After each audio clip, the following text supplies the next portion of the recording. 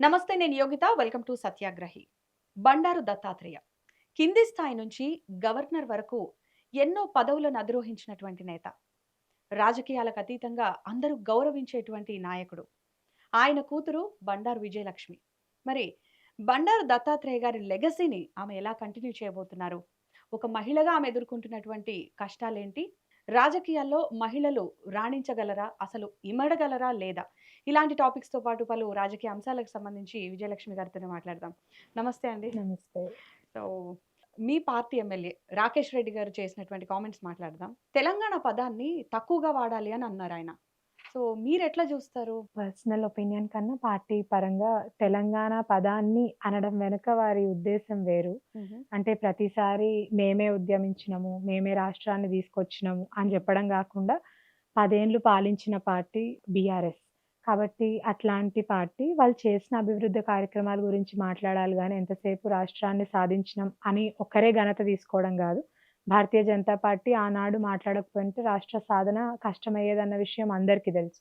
కాబట్టి వారు ఆ ఉద్దేశ్యంతో చెప్పిండ్రని నేననుకుంటున్నా. అంటే తెలంగాణ వచ్చేసింది, రాకపోతే వేరు. వచ్చిన తర్వాత ఎందుకు వాడుతున్నాడంటే, ఇప్పుడు సపోజ్ 'జై తెలంగాణ' అన్నా అదేమైనా తప్పా? తప్పు కాదు గదా! అస్సలు గాదు. ఎందుకు హ్మ్. గాదు. అది మన ప్రైడ్, అది మన ఉనికి. హ్మ్. డెఫినిట్‌గా సో, అనాలి. అలాంటి కానీ వారందరూ గూడా విమర్శిస్తున్నటువంటి ఆ! పరిస్థితి. అంటే జై తెలంగాణ అన్నంత మాత్రాన తెలంగాణ భారతదేశంలో అంతర్భాగం గాదన్న విధంగా మాత్రం వ్యవహరించొద్దు కదా! హుహు. అంటే మనం జూసినాం ముందు కేసీఆర్ గారి గవర్నమెంట్‌లో ఉన్నప్పుడు నరేంద్ర మోడీ గారు తీసుకున్న ఏ నిర్ణయాన్ని గూడా వాళ్ళు స్వాగతించకపోవడం, లేకపోతే ఆయన ఏ మీటింగ్ పిలిచినా గూడా ముఖ్యమంత్రి గారు వెళ్ళకపోవడం, వారిక్కడికొచ్చినా వారిని వెల్కమ్ జేయకపోవడం, ఇవన్నిటిని గూడా మనం పరిగణలో తీసుకోవాలి. వాటి గురించి కూడా మాట్లాడాలి. తెలంగాణ సాధించుకున్నాం. It's one of the youngest states భారతదేశంలో. మనకు గూడా ప్రైడే. హ్మ్. కొట్లాడి తెచ్చుకున్న రాష్ట్రం ఎవరో ఇస్తే వచ్చింది గాదు. అంటే ఇప్పుడు మీ పార్టీ లీడర్ కాబట్టి మీరు సమర్థిస్తారు, లేదు ఓకే. లేదు. అంటే బట్ ఆయనకేమన్నా ఎవరన్నా మీ పార్టీలో చెప్పడం జరిగిందా? ఇలాంటివి మాట్లాడేటప్పుడు జాగ్రత్త అంటే అది అన్నట్టు తప్పు గాని? అని నేను అనుకోను. అదే హ్మ్. చెప్తున్నా. అంటే తెలంగాణ వాడ్డము అని మీరు ఆ ఒక్క పదాన్ని తీసుకొని హైలైట్ జేస్తున్నారు అంటే గానీ అదే హైలైట్ అయింది. లేదు లేదు. అంటే దాని ఎనక బ్యాక్‌గ్రౌండ్ గనక జూస్తే దాని సారాంశం ఇదే ఉంటదని నేను భావిస్తున్నా ఖచ్చితంగా. హ్మ్. అంటే మనం భారతదేశంలో ఒక అంతర్భాగం. జై తెలంగాణ అనడంతో పాటు జై హింద్ అని గూడా గర్వంగా జెప్పాలి అని జెప్తాం. రైట్. ఇక కమింగ్ టు అనర్హత పిటిషన్‌కి సంబంధించి, ఎమ్మెల్యేలకు సంబంధించి సుప్రీం కోర్ట్ ఒక తీర్పు చెప్పింది. అంటే స్పీకర్ నిర్ణయానికే వదిలేసింది. స్పీకర్ మరి ఏ డెసిషన్ తీసుకుంటారని మీరు అనుకుంటున్నారు? ఒకవేళ స్పీకర్ గనక దీని మీద ఏ నిర్ణయం తీసుకోకుండా ఎమ్మెల్యేల మీద వేటు అనేది లేకుండా ఉంటే గనక మీ పార్టీ స్టాండ్ ఏంటి? అనర్హత వేటు అంటే పార్టీలు మారి రాజకీయాలు చేయొద్దని భారతీయ జనతా పార్టీ బలంగా నమ్ముతది. హ్మ్. కానీ ఒకటి చాలా విచిత్రంగా ఏమైపోతదంటే 14, 15 మంది ఎమ్మెల్యేలని దాదాపు టీఆర్ఎస్ ప్రభుత్వం, కాంగ్రెస్ నుంచి ఆనాడు వాళ్ళు ప్రభుత్వం ఏలినప్పుడు తీసుకున్నారు. హ్మ్. వాళ్ళ మీద ఏ రోజు అనర్హత వేటేసింది లేదు. ఇట్లా స్పీకర్ ఏం సమాధానం ఇస్తలేరు అని హైకోర్ట్‌కి, సుప్రీం కోర్ట్‌కి పోయిన దాఖలాలు లేవు. గవర్నమెంట్ మారిపోగానే వాళ్ళు జేసిందే ఈరోజు ఇంకో పార్టీ దాన్ని ప్రాక్టీస్‌లో బెట్టి జేస్తా ఉన్నది. హ్మ్. అక్కడ తప్పు పట్టంది. అక్కడ ప్రభుత్వంలో ఉన్నప్పుడు వాళ్ళు తీసుకోని చర్యలు, ఈరోజు ప్రతిపక్ష నేతగా రాగానే అనర్హత వేటు వేయాలని సుప్రీం కోర్ట్ దాకా పోవడం అన్నది ఈస్ ఎ జోక్ అని నేను అనుకుంటా. అంటే to any common man like me hmm. అదే అనిపిస్తది. హ్మ్. వాళ్ళు అదే రాజకీయం జేసి అట్లా 14 మంది కాంగ్రెస్ ఎమ్మెల్యేలని ఇక్కడ తీసుకురావడం. అంటే ఒక ప్రతిపక్షమే లేకుండా జేసుకున్నారు రాష్ట్రంలో వాళ్ళు. ఎస్సీ లీడరు బట్టి విక్రమార్క గారున్నారప్పుడు. వారిని ఆ ప్రతిపక్ష హోదా నుంచి దింపాలి అన్న ఆలోచనతో వాళ్ళు జేసినప్పుడు అది కరెక్ట్ అయిపోయింది. ఈరోజు వాళ్ళు ప్రతిపక్షంలో రాగానే ఎమ్మెల్యేలు పోగానే ఎందుకు బాధపడుతున్నారో గూడా జెప్పాల్సిన అవసరం ఉంది.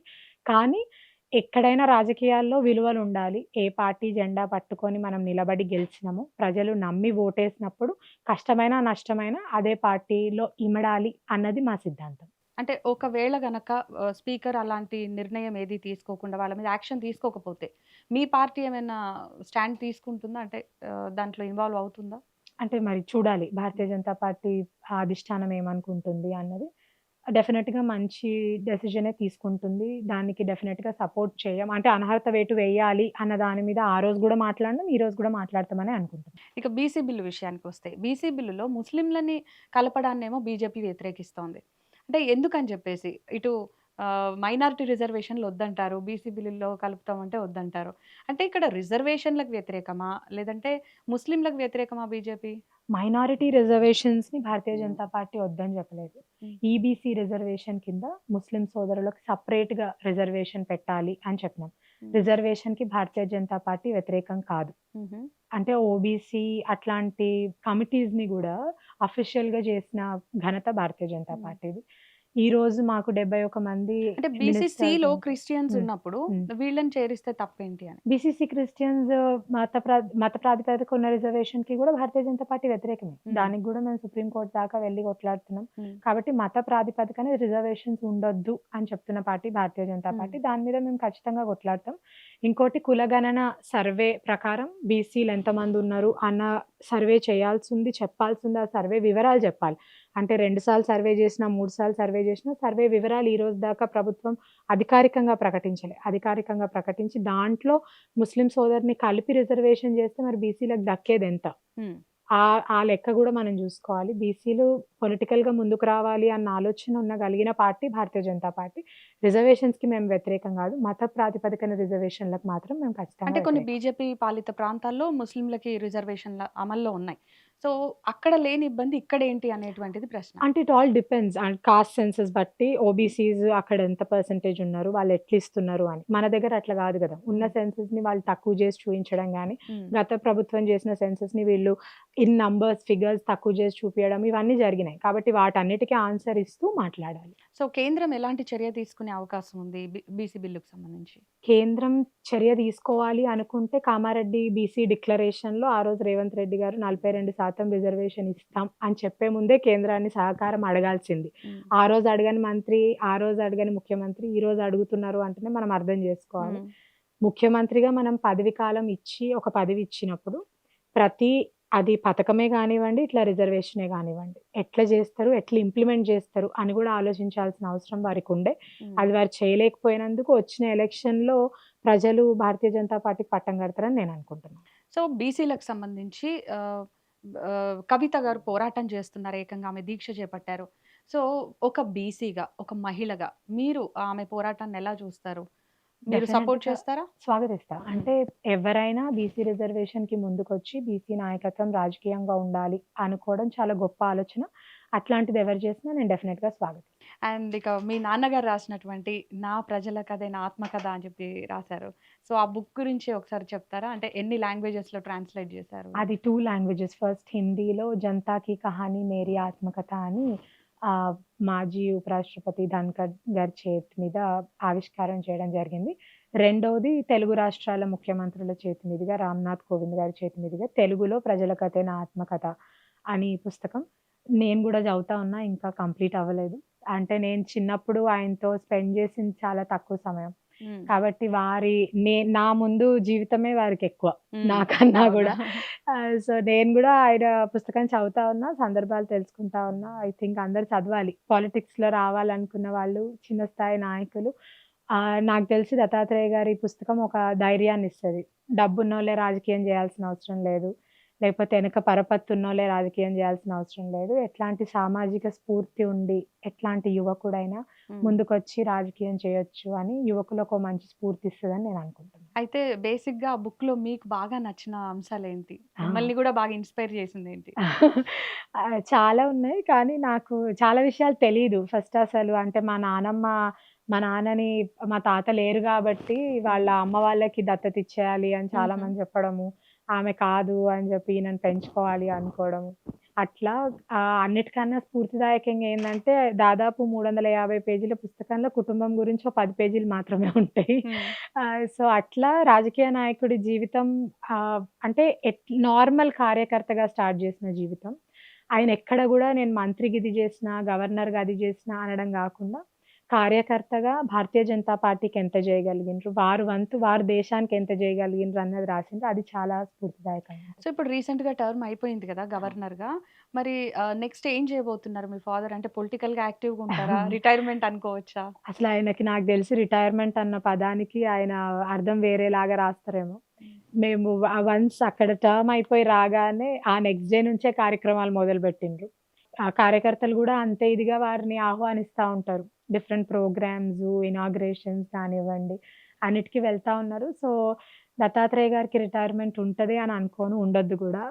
అది పదవితో సంబంధం లేదు. వారేం లేకపోయినా సరే ప్రజా జీవితంలో మాత్రం యాక్టివ్‌గా ఉండాలి. కార్యకర్తలకి ఏదన్నా ఇబ్బంది రాగానే మొదట గుర్తొచ్చే పేరు బండారు దత్తాత్రేయ గారిదే ఉండాలి. ఎప్పటికి అట్లే ఉండాలని అనుకుంటాను. అయితే 'అలై బలై విజయలక్ష్మి'గా, నేను. బండారు దత్తాత్రేయ కూతురుగా మీరు బాగా పేరు సంపాదించారు. హ్మ్. సో, ఇది రాజకీయ వారసత్వాన్ని మీరు వాడుకున్నట్టేగా? రాజకీయ వారసత్వానికి అలైబలైకి సంబంధం లేదు. హ్మ్. ఒకటి. అలైబలై అన్ని పార్టీల నాయకులను ఒక్క వేదిక తీసుకొచ్చే first I think it will be the last one also. It's the only program ఇప్పటి వరకు గూడా. అక్కడ రాజకీయం తీసుకొచ్చి బండారు దత్తాత్రేయ గారి వారసత్వం ఆ విధంగా తీసుకోవాల్సిన అవసరం లేదు అని నేను భావిస్తాను. హ్మ్. ఎందుకంటే 20 ఏండ్లుగా ఆ కార్యక్రమం చేస్తున్నప్పుడు, దత్తాత్రేయ గారు గవర్నర్‌గా వెళ్ళినప్పుడు ఆ పదవి రీత్యా అందరిని వెల్కమ్ చేయడము, ఇన్విటేషన్స్ ఇవ్వడం కష్టమవుతది కాబట్టి అప్పుడు బాధ్యతలు నేను తీసుకోవడం జరిగింది. హ్మ్. అదృష్టవశాత్తు మీడియా దృష్టి నా మీద దానికట్లా పేరొచ్చింది. కానీ అలైబలై నుంచి వారసత్వం తీసుకోలేదు. హ్మ్.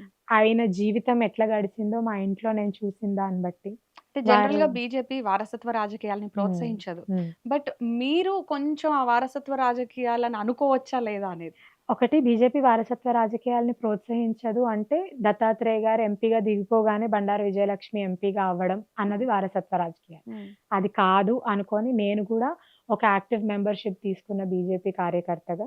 ఇట్స్ బీన్ 2019లో నేను first active membership into BJP హ్మ్. 2025 6 ఇయర్స్ నుంచి బండారు దత్తాత్రేయ గారు ఏ విధంగా అయితే కార్యకర్తల్ని ముందుకు తీసుకొని పోయినారో, ఈ రోజు దాకా గూడా. హ్మ్.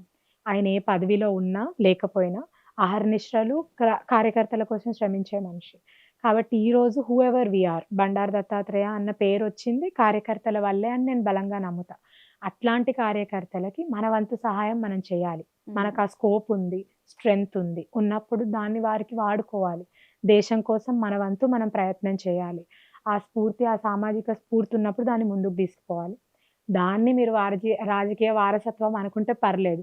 నేను గర్వంగా చెప్పుకుంటా. బండారు దత్తాత్రేయ కూతురుగా రాజకీయ వారసత్వం డెఫినిట్‌గా తీసుకున్నా. మా నాన్న రౌడీయిజం చేసి రాజకీయంలో రాలే గదా! హ్మ్. హ్మ్. కాబట్టి అదే స్ఫూర్తితో నేను రాజకీయాలు డెఫినిట్‌గా చేస్తా. కానీ ఆయన కూతురైనంత మాత్రాన ఎంబడే నేను పదవులు ఆశించడమో, టికెట్లు ఆశించడమో కాదు. హ్మ్. నాకు పోయినసారి గూడా నేను పదవి ఆశించిన, టికెట్ ఆశించిన రాకపోయినప్పటికీ పార్టీ కోసం పనిచేస్తా ముందుకు పోయినా. హ్మ్. భారతీయ జనతా పార్టీ తెలంగాణలో బలంగుండాలి. నాన్న నమ్ముకొని ముందుకు పోయిన బీజేపీ కార్యకర్తలు, ముఖ్యంగా సికింద్రాబాద్ పార్లమెంట్ పరిధిలో బీజేపీ కార్యకర్తలకి బండారు కుటుంబం మా నాన్నే గాని, నేనే గాని ఎప్పుడు అండగా ఉండాలి. వాళ్ళకో ధైర్యంగా ఉండాలన్నదే నా ఆశ. యాక్చువల్లీ ఈ రాజకీయాలకు అతీతంగా మొత్తం నాయకులంతా కలిసేది 'అలై బలై' కార్యక్రమంలోనే. బేసిక్‌గా మీ నాన్నగారికి ఆ ఆలోచన ఎలా వచ్చింది? ఇప్పుడు సినిమా ఫీల్డ్‌లో జూసినా, హ్మ్. 10 రకాలుగా వేరే సినిమాలు తీసినా అందరు హీరోలు ఎక్కడో దగ్గర రావాల్సిందే. అట్లా కైండ్ ఆఫ్ రాజకీయంగా గూడా ఈవెంట్. అంతే గదా! ఎక్కడైనా అంతే. హ్మ్. ఇప్పుడు లాయర్ అయినా గూడా, డాక్టర్స్ అయినా గూడా అన్నీ వేరే వేరే డిపార్ట్‌మెంట్ డాక్టర్స్ అయినా ఒక దగ్గర కలవాల్సిందే. రాజకీయంలోకొచ్చేసరికి అందరం ప్రజల కోసం పనిజేసినా గూడా, పార్టీ వైరుధ్యాలు సిద్ధాంతపరంగా వేరే అయినా అల్టిమేట్‌గా అందరూ పనిజేసేది అదే ప్రజల కోసం. హ్మ్.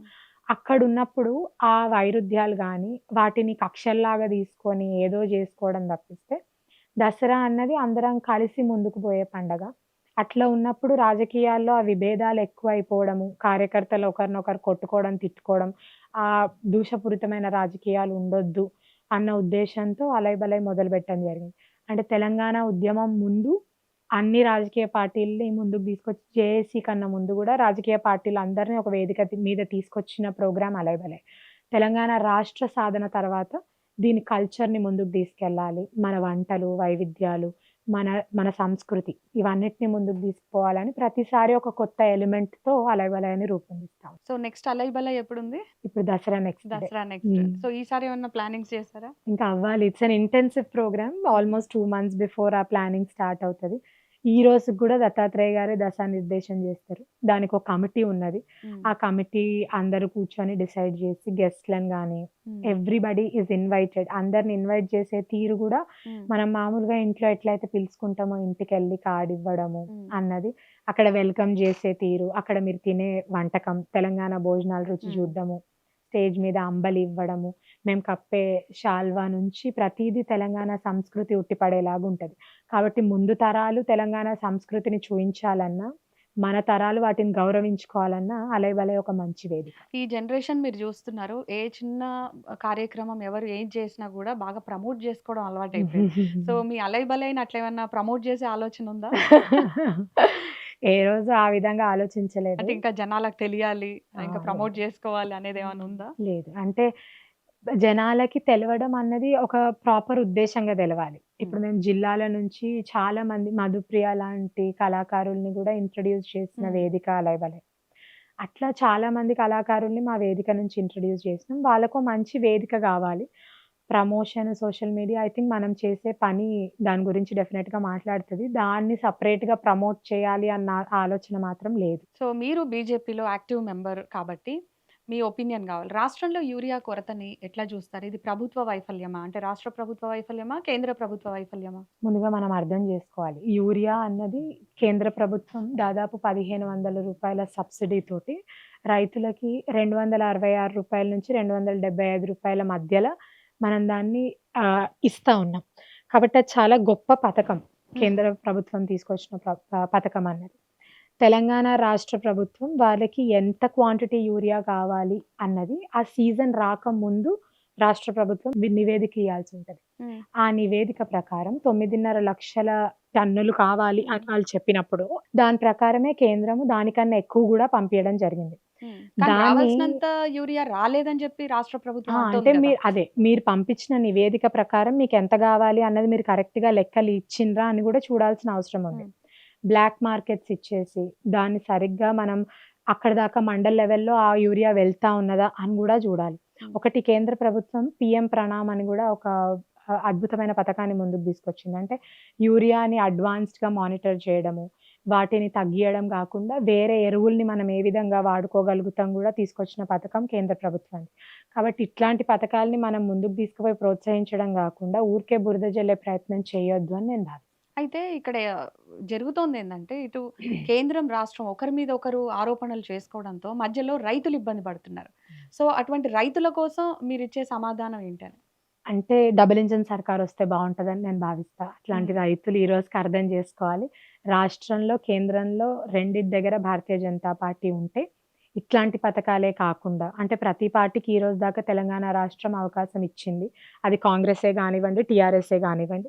ఇప్పుడు భారతీయ జనతా పార్టీకి అవకాశం ఇస్తే, ఇక ముందు ఇట్లాంటి సమస్యలే కాకుండా ఇంకా అడ్వాన్స్‌డ్ థియరీగా ఈరోజు మన ప్రధానమంత్రి గారు ఏ విధంగా పథకాలు తీసుకొస్తున్నారో, ఆ పథకాలన్నిటిని గూడా రాష్ట్రంలో మనం ఉపయోగపడుకొని తెలంగాణ ఇంకా ముందంజలో ఉంటదని నేను భావిస్తాను.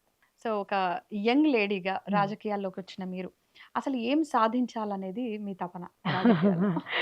పదవి పరంగా నిజంగా ఏం సాధించాలని రాలేదు. నేను ముందుగా చెప్పినట్టు ఒకటే ఉద్దేశం భారతీయ జనతా పార్టీ బండారు దత్తాత్రేయ గారికి చాలా ఇచ్చింది. చాలా చేసింది. ఆ రుణం తీర్చుకోవాలి. ఆ అవకాశం ఉన్నప్పుడు నేను చదువుకున్న, సామాజిక స్ఫూర్తితో ఉన్న, భారతీయ జనతా పార్టీ సిద్ధాంతం నచ్చి ఉన్న, భారతదేశం వైపు పని చేయాలన్న ఉద్దేశం ఉంది. కాబట్టి నా ఉద్దేశం నా ఏ విధంగా అయితే నేను ఆలోచిస్తానో ఆ సిద్ధాంతానికి లోబడి నేను ఉంటాను అనుకోని ముందుకొచ్చి రాజకీయాల్లో దిగడం జరిగింది. పెద్ద ఆశ ఇది అవ్వాలి అని ఈ రోజు దాకా గూడా ఏం లేదు. అయితే ఒక తండ్రికి కొడుకుని కోల్పోయినటువంటి ఆ బాధను దూరం చేయడానికి మీరు చేసిన సేవలను ఏ రకంగా చూడాలి? తండ్రికి, కొడుకుని కోల్పోయిన బాధ నేను చేసిన సేవతో పోలేదండి. ఆయన గట్టిగా నమ్ముకొని నేను అంటే నిజంగా గూడా తమ్ముడిని కోల్పోయిన తర్వాత మూడో రోజు నన్ను, మా అమ్మని కూర్చోబెట్టుకొని మాట్లాడినప్పుడు గూడా, మా నాన్న ఏ రోజు అంటే అదేదో కోల్పోయినాము అన్నట్టు మాట్లాడలేదు. హ్మ్. హ్మ్. 21 ఏండ్ల వయస్సులో వాడి బాధ్యత ఇక్కడి వరకే ఉండనేమో, రుణం ఇక్కడి వరకే ఉండనేమో, అయిపోయింది. నా బాధ్యత ఇంకా చాలా ఉంది. నన్ను నమ్ముకొని ముందుకొచ్చిన కార్యకర్తలున్నారు. నేను పార్టీకి ఇంకా చాలా చేయాల్సుంది. హ్మ్. అని మా అమ్మని గూడా నిన్ను నమ్ముకొనున్న కుటుంబ సభ్యులున్నారు. నా వైపు జూస్తూ గూడా నీ కుటుంబం నీకున్నది. ఇక్కడికయిపోయింది. దీన్ని ఇక్కడికే పట్టించుకోకుండా దేవుడు మనకింకా జీవితం ఇచ్చిండంటే ఇంకేదో కారణంతో ఇచ్చుండొచ్చు. ఆ కారణం మనం ముందుకు తీసుకుపోవాలి తప్పిస్తే ఇక్కడికి ఆగిపోవద్దు అని జెప్పడం జరిగింది. కాబట్టి ఆయన ఆ స్ఫూర్తి నింపేపటికే బండారు వైష్ణవ్ ఫౌండేషన్ మేము పెట్టగలిగినాం. హ్మ్. నేను నా సేవతో ఆయనకిచ్చిందేం లేదు. హ్మ్. వారి స్ఫూర్తే, వారి బలమే, వారి కాన్ఫిడెన్సే బండారు వైష్ణవ్ ఫౌండేషన్‌కి పునాది. అయితే యాక్చువల్లీ ఆ రోజు ఏం జరిగింది? అంటే వైష్ణవ్ ఆ రోజు ఎలా ఉన్నారు? హ్మ్. ఇంతకు ముందు గూడా ఏమన్నా అట్లాంటి ఇబ్బంది వచ్చిందా? లేదు లేదు. Is a very active child. హ్మ్. ఎంబీబీఎస్ సెకండ్ ఇయర్ అప్పుడు చదువుతున్న టైం. కార్డియోమయోపతి మా అమ్మకి జెనెటికల్‌గా ఉన్న ప్రాబ్లమ్. సో, అది జెనెటికల్‌గా పాస్ ఆన్ అవుతది అని హ్మ్. ఎవరు చెప్పలేదు. సో, ఆ టెస్ట్ చేయలేదు. హ్మ్. ఆ ప్రాబ్లమ్ జెనెటికల్‌గా పాస్ ఆన్ అయినప్పుడు మాత్రం అట్లా సడెన్ హార్ట్ స్ట్రోక్స్ వస్తాయి అని హ్మ్. ఆయన తర్వాత విన్నాం గానీ, అంతకన్నా ముందు మాత్రం తెలీదు. సో, సడెన్‌గా టీవీ చూస్తూనే నా మీదే కొలాప్స్ అయి పడిపోవడం ఓహ్! జరిగింది. వితిన్ 6 మినిట్స్ గ్యాప్ వి లాస్ట్ హిమ్. హ్మ్. అంటే అసలు ఆ రోజు మీకు ఆయనతో టైమ్ స్పెండ్ చేశారు కాబట్టి, హ్మ్. ఎలాంటి మెమోరీస్ గుర్తు తెచ్చుకోవచ్చు? అది నా శ్రీమంతం నెక్స్ట్ డే ఓహ్! ఆయన చనిపోవడం. మెమరీస్ అంటే ఎవ్రీథింగ్ ఈజ్ ఎ మెమరీ ఇంకా. కానీ నేనొకటే బలంగా నమ్ముతా. ఎవ్వరికైనా అదే చెప్తా. ఒక మనిషి పదవి అంటే కాలం మనిషి జీవిత కాలం అక్కడ వరకు ఉన్నది అంటే మేబీ ఆ రాతలో మనకు అంతవరకే ఉన్నారేమో. కానీ ప్రతిసారి ఏడుస్తూ వాళ్ళని గుర్తు చేసుకునే బదులు, వాళ్ళు మనకిచ్చిన గుడ్ మెమరీస్ చాలా ఉంటాయి. అట్లాంటి వాటిని గుర్తు చేస్తూ బతకడం ఇంపార్టెంట్ ఏమో అనిపిస్తది. అయితే వైష్ణవ్ చనిపోయాడు అని జెప్పేసి దత్తాత్రేయ గారికి మీరెప్పుడు చెప్పారు? అండ్ ఆయన కోలుకోనికి కూడా ఎన్ని రోజులు బట్టుంటది డిసీజ్? సర్ప్రైజింగ్‌లీ నాన్న ముందే వాడు కొలాప్స్ అయింది. నేను, హుహు. నాన్న ఓహ్! ఉన్నప్పుడే. ఉన్నారు. సో, నాకన్నా ముందు నాన్నకర్థమయ్యింది. అచ్చా! దట్ ఇంకా ఏమీలే అయిపోయింది అని. హాస్పిటల్‌కెళ్ళి గూడా నాన్న చూసినారు. సీపీఆర్ జేయడం జూసిండ్రు. హ్మ్. నేను వెళ్ళలేదు. కానీ మా అమ్మకి మాత్రం next day early morning around 7:00 అట్లా చెప్పాల్సొచ్చింది. హ్మ్. తను కార్డియాక్ పేషెంట్. సో, కొంచెం మేము టైం తీసుకొని 7:00 అట్లా చెప్పాల్సొచ్చింది. నాన్న టైం తీసుకున్నారు. కానీ ఎక్కడ గూడా మేబీ అంటే తండ్రిగా డెఫినిట్‌గా అంత చేకొచ్చిన కొడుకు కోల్పోయినప్పుడు ఆ బాధుంటది. కానీ ఎక్కడ ఆ బాధ కుటుంబం దిక్కు చూపియడమో, లేకపోతే పార్టీ వైపు చూపియడమో హ్మ్. చేయలేదు.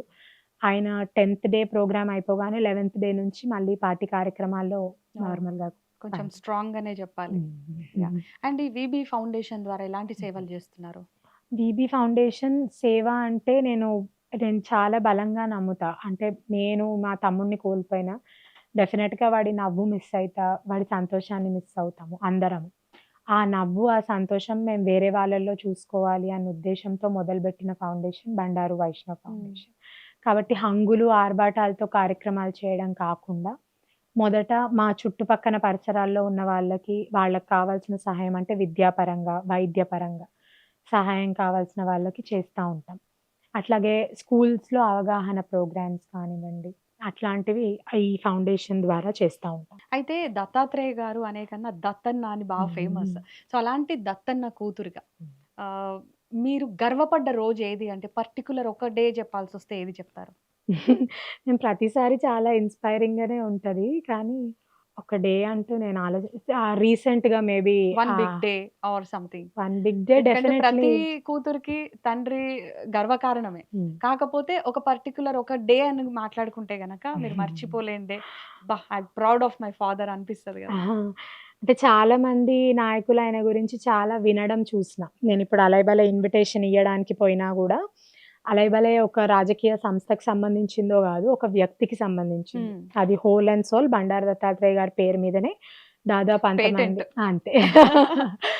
Dattanna Alai Balai programme yeah! పేరు యాహ్! గూడా ఇట్స్ దత్తన్న అలైబలే. సో, అట్లా ఆ వేదిక మీద చాలామంది నాన్న గురించి మాట్లాడడం విన్నా. బుక్ లాంచ్ రోజు హ్మ్. అంటే నాకు తెలిసి 2 రాష్ట్రాల ముఖ్యమంత్రులు ఒక డయస్ మీద కూర్చొని ఒకరి పుస్తకం లాంచ్ చేయడం అన్నది తెలుగు రాష్ట్రాలలో ఫస్ట్ టైమ్ హ్మ్. అయ్యింది అని నేను హ్మ్. భావిస్తా ఉన్నా.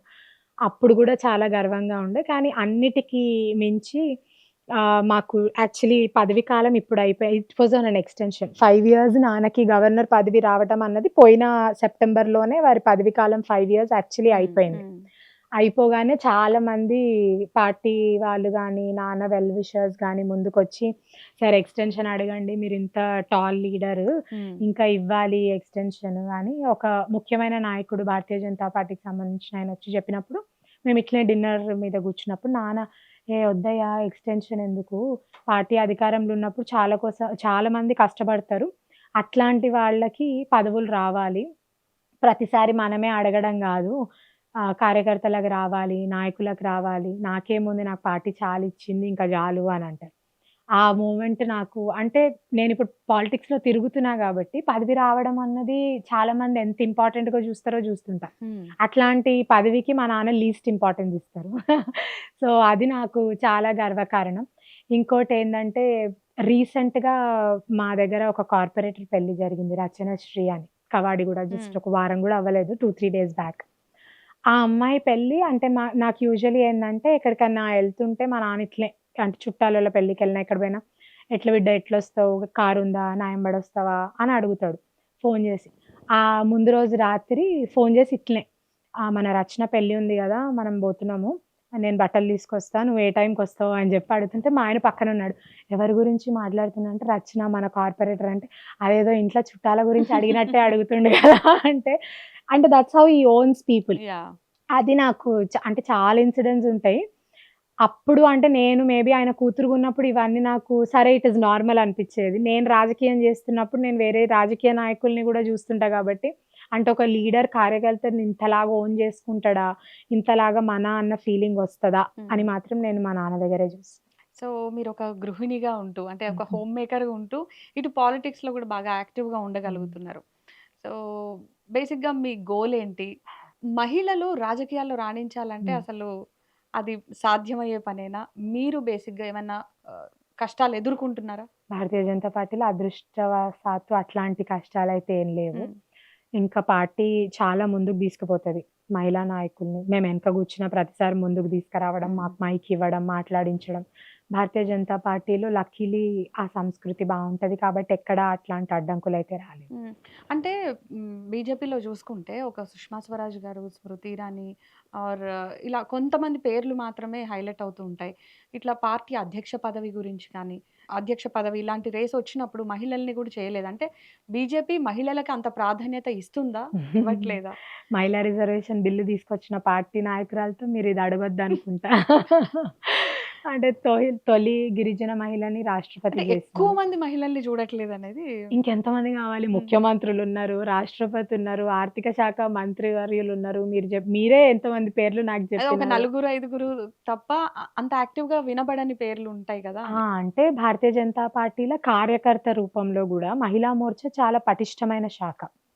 మాకు ప్రతి ప్రోగ్రామ్ గూడా ఈరోజు గూడా మా పార్టీ ఆఫీస్‌లో తిరంగా యాత్ర అయితే గూడా సెంట్రల్ పార్టీ ఆదేశాల ప్రకారం మహిళా మోర్చాకే ముందు కార్యక్రమాలు తీసుకుపోవాలన్న ఆదేశాలిచ్చిన పార్టీ భారతీయ జనతా పార్టీ. అట్లా మహిళా రిజర్వేషన్ బిల్లుని మేము ముందుకు తీసుకురావడం, ఒక గిరిజన మహిళని రాష్ట్రపతి జేయడం, హ్మ్. ఆర్థిక శాఖ మంత్రివర్యులు ఆ మహిళనే. అట్లా చాలా మంది నాయకుల్ని భారతీయ జనతా పార్టీ తయారు జేసింది. మన ఢిల్లీ రాజధాని ముఖ్యమంత్రి మహిళనే. అట్లా చాలా మంది మహిళా నాయకుల్ని తయారు చేసిన ఘనత భారతీయ జనతా పార్టీది. సో, మీరన్నదానికి మాత్రం నేను ఏకీభవించను. రాష్ట్ర అధ్యక్ష పదవి గనక తీసుకుంటే, హ్మ్. చాలామంది ఆశించిన వాళ్ళున్నారు. వాళ్ళని కాకుండా రామచంద్రరావు గారి ఎన్నిక అనేది ఎలా చూడాలి? అండ్ యూత్‌ని ఎక్కువగా ఎంకరేజ్ చేస్తదని మీరన్నారు. బట్ యూత్ కంటే గూడా ఓల్డ్ ఈజ్ గోల్డ్ అనుకుంటుందా BJP? Old is definitely gold. But new is more than gold hmm. Definitely. But అట్లా కాదు. ఎందుకని కొత్త వాళ్ళని ఎంకరేజ్ చేయదు? అట్లెందుకుంటారు? ఇప్పుడు మాకు 8 మంది ఎమ్మెల్యేలు బయట పార్టీ నుంచొచ్చిన వాళ్ళు. 8 మంది కొత్త ఎమ్మెల్యేలు. డెఫినెట్‌గా పార్టీ ఎంకరేజ్ చేసినట్టే గదా! హ్మ్. టికెట్ ఇవ్వడం గానీ, వారిని గెలిపించుకోవడం గానీ, ఆ విధంగా చూడగూడదు అని నేను భావిస్తా. కొత్త రక్తాన్ని ముందుకు తీసుకొచ్చే పార్టీ భారతీయ జనతా పార్టీ. హ్మ్. ప్రతిసారి పాత వాళ్ళని గౌరవిస్తూ, కొత్త నాయకత్వాన్ని, యువ నాయకత్వాన్ని భారతీయ జనతా పార్టీ ప్రోత్సహిస్తా ఉంటుంది. అదే క్రమేణా మీరు చాలా మంది నాయకుల్ని ఈరోజు భారతీయ జనతా పార్టీలో ఒక చాలా విచిత్రమైన క్వాలిటీ ఏందంటే, వేరే పార్టీస్ లాగా వారిని ఆల్రెడీ పదవిల్లో జూసేసి, వాళ్ళకి బాగా ప్రచారం జేసి కాకుండా, కింది స్థాయి కార్యకర్త గూడా ఇప్పుడు మీరన్న రామచంద్రరావు గారు గూడా పార్టీ కార్యకర్తలు చాలా మటుకు అరెస్ట్‌లయిపోయినప్పుడు, వారు ఏ విధంగా ఒక లాయర్‌గా వాదించినారో, రాత్రనక పగలనక 5 ఏండ్లు వారికి పార్టీ పదవి లేకపోయినా పార్టీ జెండాను మోసిన కార్యకర్త. అంటే మీడియా దృష్టి మాత్రం ఆయన అధ్యక్షుడు అయినంకొస్తుందేమో గానీ, పార్టీ పెద్దల దృష్టి ఒక నాయకుడి మీద ఏ విధంగా పనిజేస్తున్నారు, వారి స్ట్రక్చర్ ఏంది, వారెట్లా పనిజేస్తున్నారు, ఎంత సిన్సియర్‌గా పనిజేస్తున్నారని మాత్రం పార్టీ అధినాయకత్వం డెఫినెట్‌గా జూస్తది. ఇప్పుడు మీరు హ్మ్. జూసిన ఏ నాయకుడైనా కిషన్ రెడ్డి గారిని జూసినా గూడా, లక్ష్మణ్ గారిని జూసినా గూడా, ఈటల గారిని జూసినా గూడా, రామచంద్రరావు గారిని జూసినా అట్లా ఏ నాయకుడిని సంజయ్ అన్నని తీసుకున్నా గూడా బండారు దత్తాత్రేయ గారిని తీసుకున్నా గూడా, మీకు 10 వచ్చినంక ఈ నాయకుడు పెద్దగా కనిపియొచ్చు. కానీ పార్టీ మాత్రం 101% ప్రతి నాయకుడిని ఆ స్క్రూటినీలో పెట్టి జెండా ఎంత సిన్సియర్‌గా మోస్తున్నాము, ఎంత సిన్సియర్‌గా పార్టీ కోసం పనిచేస్తున్నాం అని మాత్రం భారతీయ జనతా పార్టీ అట్లాంటి నాయకులనే తీసుకొని కృషి చేసి పైకి అయితే ఎంత కవర్ చేసినప్పటికీ కూడా కవరింగ్ చాలా అది మంది వాస్తవం. అసంతృప్తులైతే ఉన్నారు పార్టీలో. అంటే మీరు పెద్ద లీడర్సే చాలా అసంతృప్తితో ఉన్నటువంటి సందర్భం ఆఫ్ ద రికార్డ్ చూసుకుంటే. వాళ్ళందరినీ మరి అధిష్టానం ఎలా బుజ్జగించింది? అసంతృప్తి ఉందని నేను అనుకోను. హ్మ్. ఆఫ్ ద రికార్డ్ అంటే మేబీ టీఆర్‌పీస్ కోసం కొన్ని ఛానెల్స్ రాస్తున్నాయని నేను భావిస్తా గానీ, నిజంగా అసంతృప్తే ఉంటే రాష్ట్ర అధ్యక్షుడు అయిన టైంల మీరంటున్న అసంతృప్తి నాయకులందరూ డయాస్ మీదనే ఉండే గదా! కొంతమంది రాలేదు. రాని వాళ్ళు గూడా ఉన్నారు. అంటే ఫర్ ఎగ్జాంపుల్ సందర్భాలు. అరవింద్ గారు కావచ్చు. అదే హ్మ్. ప్రతి హ్మ్. ఒక్కరికి ఒక సందర్భం ఒస్తది. గుడ్ ఆర్ బ్యాడ్ ఇది కుటుంబం లాగా. యాహ్! కుటుంబంలో అందుకే గూడా వాళ్ళని ఏ మంచి రకంగా బుజ్జగించింది పార్టీ అంటున్నా. టైమొస్తదంటున్నా. హ్మ్. ఎవరికైనా హ్మ్. బుజ్జగించాలనన్నా, వారికి ఎలివేషన్ తీసుకురావాలనన్నా, ఓ పదవి తీసుకురావాలన్నా everything has its own time. Bharatiya Janata Party ఎప్పుడైనా గ్రూప్ రాజకీయాల్ని మాత్రం చేయదు. ఇప్పుడు మీరంటున్న విభేదాలున్నా గూడా, కుటుంబంలో నలుగురు అన్నదమ్ములుంటే ఉండవా విభేదాలు? అట్లే మా పార్టీలో ఉన్నాయనుకుంటాం. But end of the day we are one family. Hmm. We belong to BJP. బూతుల విషయానికొస్తే హ్మ్. జనరల్‌గా మనం ఈ మధ్య కాలంలో రాజకీయాల్లో మహిళల మీద గూడా బూతులనేవి ప్రయోగిస్తున్నారు. సో, ఎట్లా చూస్తారు దీన్ని? ఫర్ ఎగ్జాంపుల్ 'తీన్మార్ మల్లన్న' చేసిన కామెంట్సే అనుకోండి కవిత గారి మీద. లేదా ఇలా రకరకాల మనం చూస్తున్న సందర్భం. మీ ఒపీనియన్ ఏంటి? నేననుకోవడం అంటే వారు రాజకీయంగా వారిని ఎదుర్కొనలేక ఇట్లాంటి కామెంట్స్ చేస్తున్నారు అని అనుకుంటా. ఒకరు ఎప్పుడైనా ఇట్లాంటి కామెంట్స్ చేసినప్పుడు, కవిత గారి మీదే వచ్చినప్పుడు, అట్లాంటి వాళ్ళు ఓ 10 మంది తయారు గావాలి. తయారైతే తప్పిస్తే అట్లా అన్న వాళ్ళ నోరు మూతబడదు. హ్మ్. కాబట్టి ఈరోజు మహిళలు డెఫినిట్‌గా సహనానికి ఒక నిదర్శనం, హ్మ్. ధైర్యానికి ఒక నిదర్శనం. అట్లే రాజకీయంగా పరంగా మహిళలు వస్తరు, ముందుకొస్తరు. ఇంకా చాలా మందొస్తారని నేననుకుంటా. వారు ఆ మాటలన్నప్పుడు ఎవరు స్వాగతించింది లేదు. కాబట్టి సొసైటీ మంచి విధంగానే ముందుకు పోతుంది. ఇట్లాంటి వాళ్ళు కొంతమందుంటరు. అట్లాంటి వాళ్ళకి బుద్ధి జెప్పాల్సిన అవసరం గూడా ఉంది. ఉన్నప్పుడే ఇంకా ఎక్కువ మంది మహిళల్ని మనం తయారు జేయడం. మహిళలకి ఎక్కడ గూడా అంటే ధైర్యం తక్కువ గావడమో, లేకపోతే ఇంకొకరొచ్చి స్ఫూర్తినివ్వాల్సిన అవసరం ఉంది అని నేను అనుకోను. మీ నుంచి గూడా నేను అదే ఆశిస్తా. కాబట్టి మన శక్తి మనకు దెలుసు. ఏ విధంగా ఎదుర్కోవాలో మనకు తెలుసు. అదే విధంగా ఎదుర్కొంటూ ముందుకు బోవాలి. ఇట్లాంటివి దారినొచ్చినా వదిలిపెట్టాలని అనుకుంటున్నా. సో, ఇలా మహిళల మీద బూతులు ప్రయోగించడం అనేది ఒక ఎత్తయితే, హ్మ్.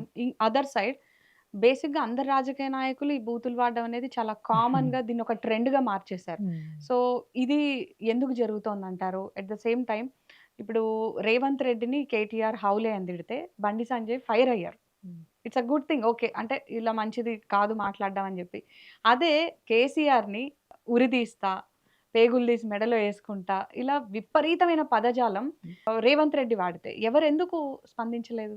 స్పందించాల్సిన విషయం అప్పుడు డెఫినిట్‌గా హ్మ్. స్పందిస్తారేమో. అంటే మీరన్నట్టు రేవంత్ బూతు రెడ్డికైతే స్పందించాలి. కేసీఆర్ మీద అంటే లేదు. స్పందించకూడదనా? అట్లేం లేదు. అంటే ఇద్దరు ప్రతిపక్ష నాయకులే మా వరకు. హ్మ్. హ్మ్. బీజేపీ ఎవరికీ అంటే మాకు అలయన్స్ ఉన్న పార్టీస్ అయితే కాదు 2. నేననుకోవడం మాత్రం అంటే ఏ విషయం మీద ఎక్కడ స్పందించాలో మేబీ అక్కడ స్పందించుంటారు. బూతు రాజకీయాలు మాత్రం మీరన్నట్టు దానికి డెఫినిట్‌గా వ్యతిరేకంగా ఉండాలి. నేననుకోవడం బూతు రాజకీయాలు తగ్గాలి అంటే మాత్రం మీలాంటి ఛానెల్స్ ముందుకు రావాలి. హ్మ్. టీఆర్‌పీస్ కోసం ఒక నలుగురు లీడర్లు మాట్లాడగానే 4 సెన్సేషన్ మాటలు మాట్లాడగానే ఏదో థంబ్‌నెయిల్ యేసుకొని ముందుకు పోయి వ్యూస్ కోసం అట్లా కాకుండా హ్మ్. ఒక అది రాజకీయ ఒక నాయకుడు సెక్షన్ ఆఫ్ మీడియా అనాలి. అదే. హ్మ్. అందుకే హ్మ్. అంటున్నా మీలాంటి వాళ్ళు యాహ్! ముందుకు రావాలి అనింది నేను. సో, అట్లా టీఆర్‌పీస్ మాత్రం వాటి కోసమే పనిజేయడం కాకుండా నిజంగా ఒకరి సబ్జెక్ట్ మీద మాట్లాడినా అట్లాంటి నాయకుల్ని గనక మీరు ఎంకరేజ్ చేసి వారిని సమాజం ముందుకు తీసుకురావడం గనక ఉంటే మీడియా నుంచి అది మొదలైతే గాని సమాజంలో మార్పు రాదు అని నేననుకుంటా. హ్మ్. ఎందుకంటే ఈ మధ్య చాలా ఎవరైనా తొందరగా పాపులర్ అయిపోవాలి అనుకుంటే ఓ 4 బూతులు మాట్లాడేస్తే మేము పాపులర్ అయిపోతాము అనే ఆ ఆలోచన మార్చాల్సిన బాధ్యత మీడియా మీదనే ఉంది అని నేననుకుంటా. డెఫినిట్‌గా స్వీయ నియంత్రణ ఉండాలి. మనం గూడా ఆలోచించుకోవాలి. ఇప్పుడు నాకిద్దరు ఆడపిల్లలు. వాళ్ళిద్దరిని కూర్చోబెట్టుకొని న్యూస్ జూడాలంటే నాకు భయంగానే హ్మ్. ఉంటది.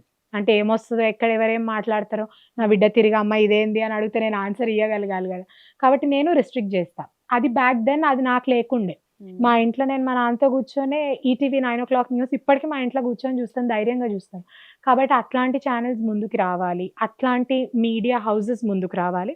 అట్లాంటి విధంగానే పత్రికలు కూడా నడిస్తే బాగుంటుందని నేను భావిస్తాను. ఒక భాష గురించి కనుక మనం మాట్లాడితే ఏపీలో కూటమి నేత అన్నారు, తెలుగు కన్నతల్లైతే హిందీ పెద్దమ్మంట. ఈ స్టేట్మెంట్ కరెక్టేనా? మరి చిన్నమ్మ ఎవరు? కన్న తల్లిని గౌరవించుకున్నంత మాత్రాన పెద్దమ్మని అగౌరవపరుస్తామని కాదు కదా. పెద్దమ్మ అనడంలో అంటే కన్న తల్లే ఎక్కువ కదా పెద్దమ్మ కన్నా, డెఫినెట్గా ఏ రోజైనా. అట్లా ఎందుకు తీసుకోవట్లేదు? అంటే మన తెలుగు భాష చరిత్ర 2000 సంవత్సరాలైతే హిందీ భాష 700 సంవత్సరాలు కదా. సో తెలుగుని ఎందుకు చిన్నగా చేస్తున్నారు అని? తెలుగుని చిన్నగా చేసిన స్టేట్మెంట్ అది కాదు అని నేను అనుకుంటా ఖచ్చితంగా. మనకి తెలుగు భాష డెఫినెట్గా మనకు ఒక ఐడెంటిటీ ఇస్తుంది.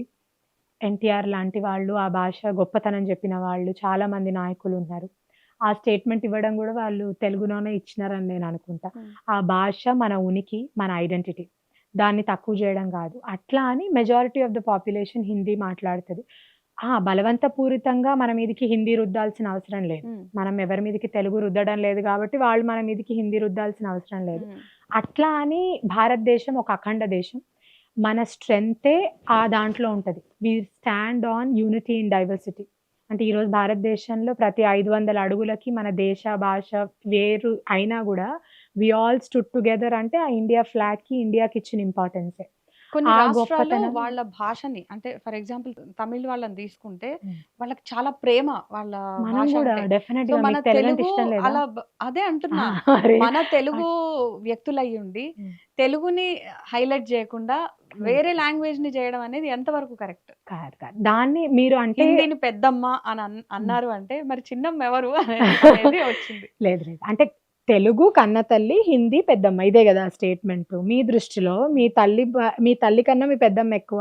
ఖచ్చితంగా కాదు గదా! కాదు. మరి మీ తల్లి కన్నా ఈక్వల్ స్థాయిలో మీరు పెద్దమ్మకి మర్యాద ఇస్తుండొచ్చు గానీ, పెద్దమ్మ కన్నా కన్న తల్లికైతే మనం మర్యాద తక్కువియ్యం గదా!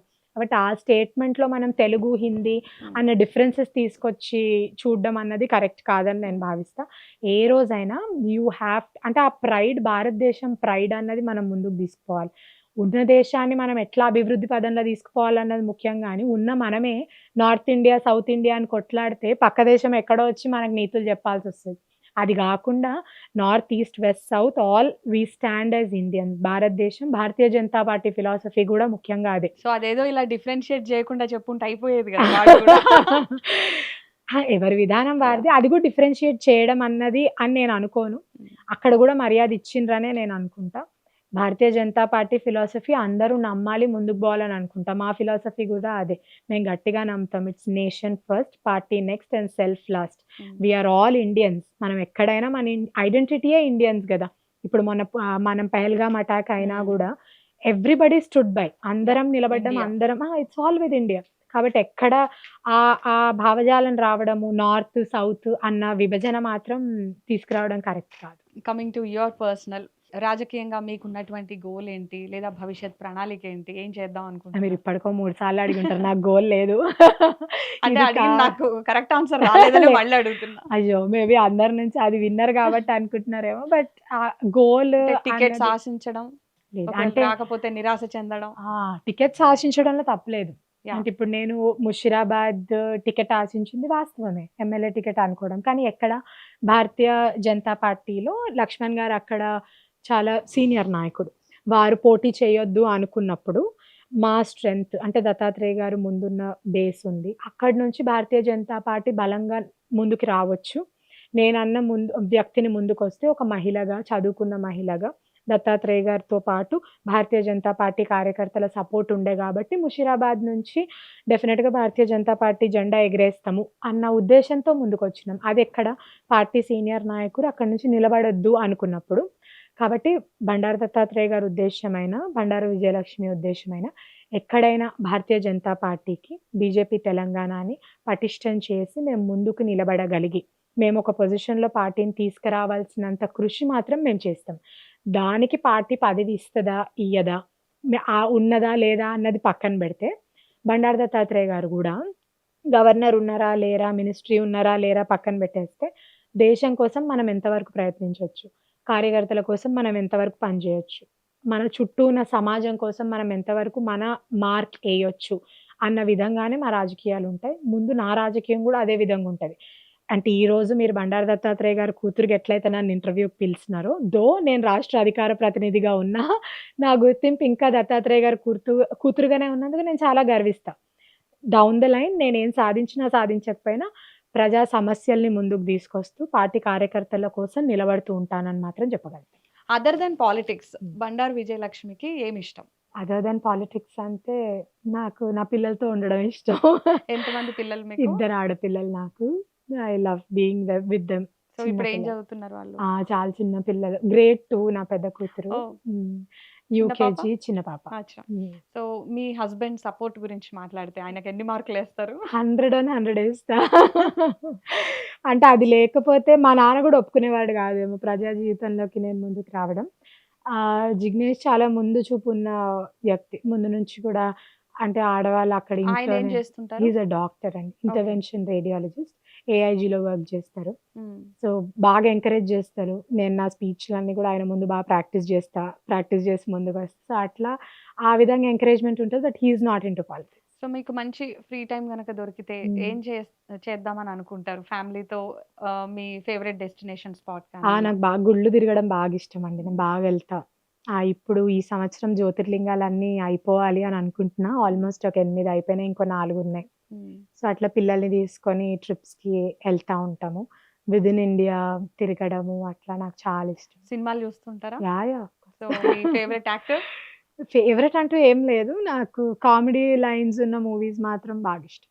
ఇప్పుడు చాలా తక్కువొస్తున్నాయి అట్లా. ఓకే. వెబ్ సీరీస్ కూడా బాగా చూస్తా. అండ్ బాగా మీరు ఇష్టపడే ఫుడ్ ఏంటి?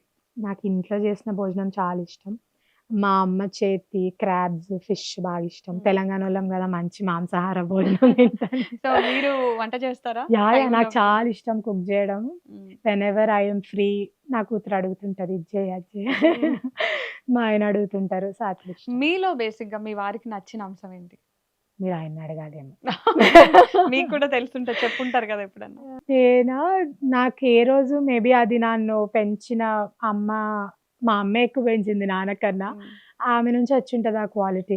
ఎక్కడ గూడా పొలిటికల్ నేపథ్యం నుంచి వచ్చినాం గదా! ఇట్లా అట్లా ఉండడము అన్నది అది చూడలేదు. చాలా జనరల్ ఆడపిల్లలాగా ఉన్నావు గాబట్టి అది బాగా ఇష్టము అని అంటా. మీ రిలేటివ్స్‌ని గాని కలిసినప్పుడు లేదా ఏదైనా ఫంక్షన్స్‌లోకి హ్మ్. వెళ్ళినప్పుడు గాని ఇట్లా ఒక మిమ్మల్ని పొలిటికల్ లీడర్‌గా ఇట్లా చూస్తారా? మా చుట్టాల కార్యకర్తలు అమ్మాయిలానే గూడా చూడరసలు అట్లా నన్ను. కార్యకర్తలు గూడా చూడరట్లా. మా అన్న బిడ్డొచ్చిందనుకుంటారు వాళ్ళు. ఇంకా చుట్టాలు దూరం మాట అస్సలే అనుకోరు. ఏ రోజు ఆ డాబు డీబు చేసుకొని ముందుకు పోయింది లేదు. లైక్ ఎనీబడీ ఎల్స్ నార్మల్ అట్లాగే పెరిగినాం, అట్లాగే ఉన్నాం.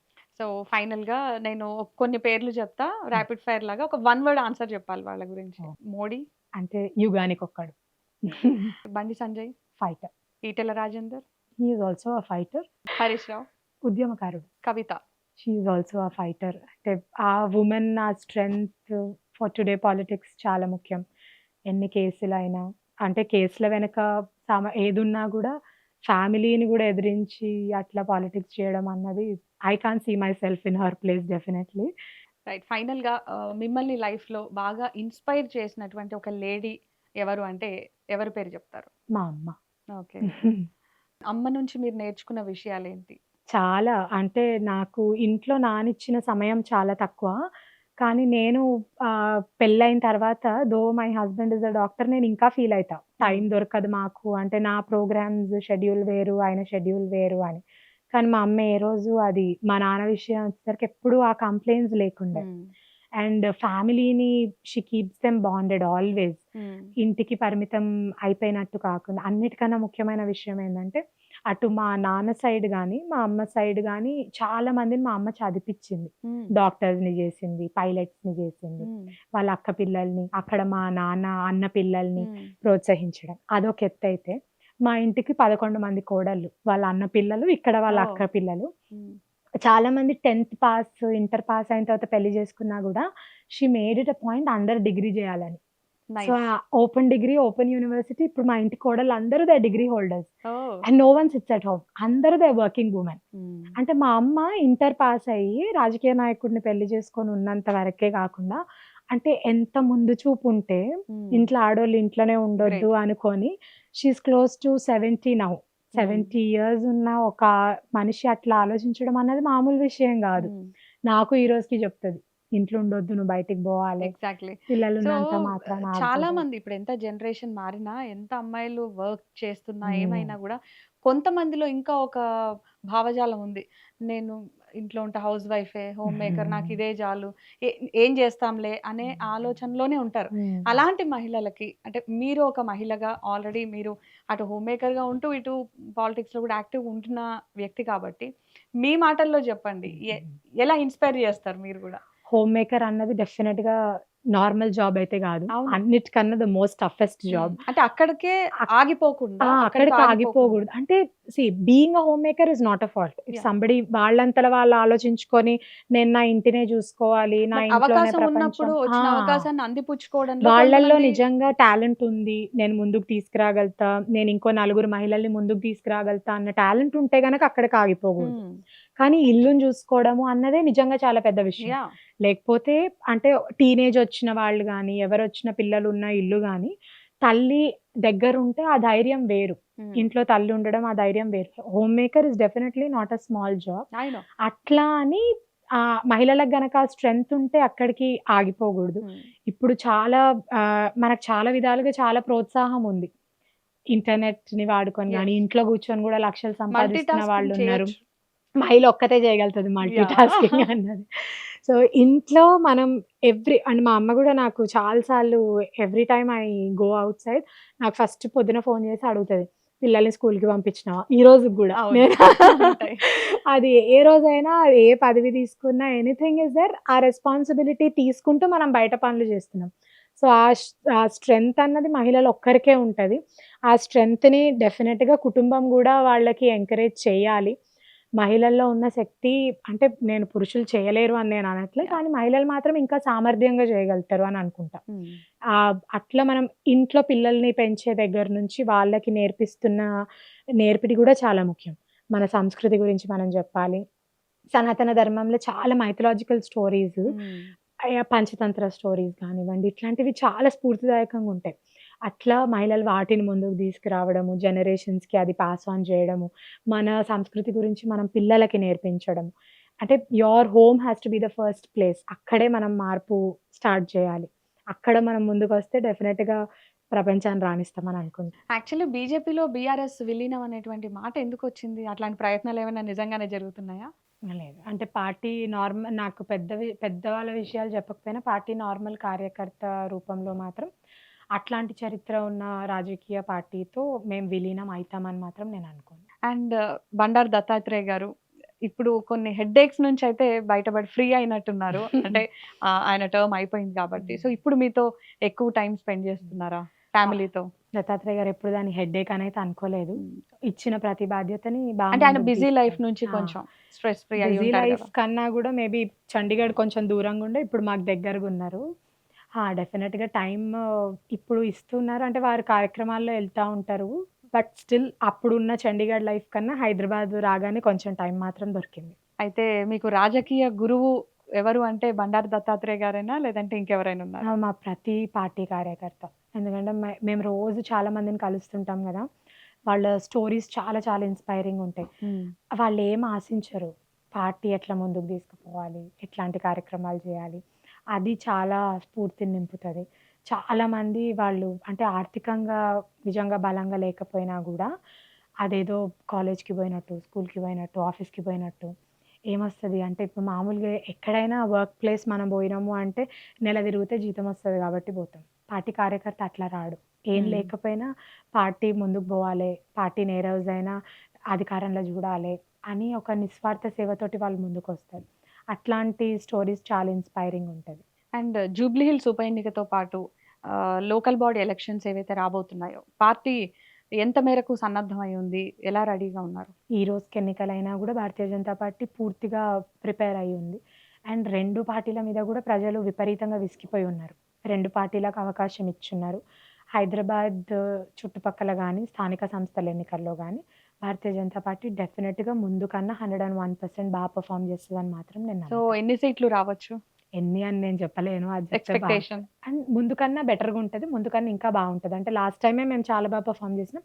అంతకన్నా ఇప్పుడు చాలా బావుంటదని నేను అనుకుంటున్నా. సో, బండారు విజయలక్ష్మి మరి లోకల్ ఎలక్షన్స్‌లో ఏమన్నా టికెట్ అమ్మో! ఆశిస్తున్నారా? లేదు లేదు. ఇప్పుడా? హ్మ్. లేదండి. సో, ఫ్యూచర్‌లో. ఫ్యూచర్ అదే చెప్తున్నా నేను పని హ్మ్. చేస్తా ఉండి, విజయలక్ష్మి అక్కడ నిలబడితే భారతీయ జనతా పార్టీకి బావుంటది. అమ్మాయి ఉంటే గెలుస్తది అని పార్టీ నాయకత్వం ఆలోచిస్తే పోటీ చేద్దాం. ఇప్పుడైతే వద్దు.